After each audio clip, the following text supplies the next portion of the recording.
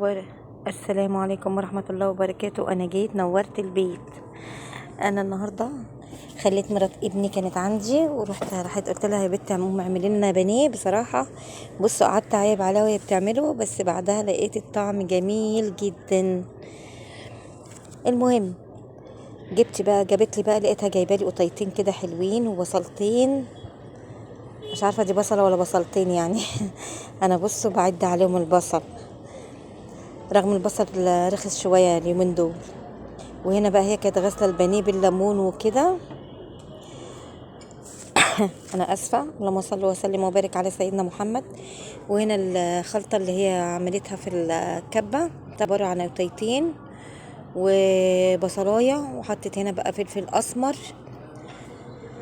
يلا يا حبايبي، اللي ما اشتركش في القناه يشترك في القناه. وايه اسمها ايه، يفعل الجرس ولا يعمل ايه بالظبط؟ المهم بقى ما تقولوش بقى ايه دي واحده ايه ما بتعرفش تتكلم وهي كده.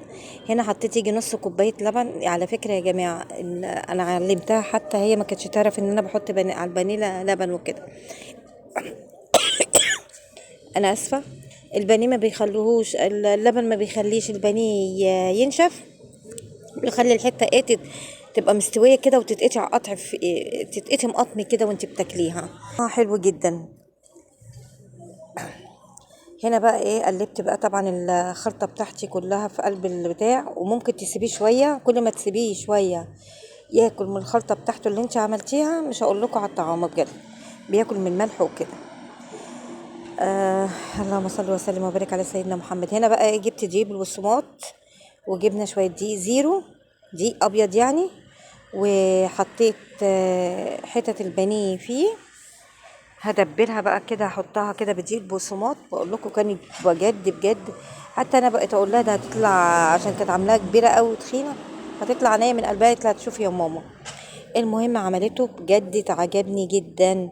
قلت لها ماشي يا مرتبني، معلش انا ما بقتش ارمي زيت، عشان كده الزيت شكله مستعمل يعني. هنا بقى بقيت احط في الزيت بتاعي كده واقلي. اللهم صل وسلم وبارك على سيدنا محمد. يلا حبايبي، اللي مشتركش في القناه اشترك في القناه. باي باي.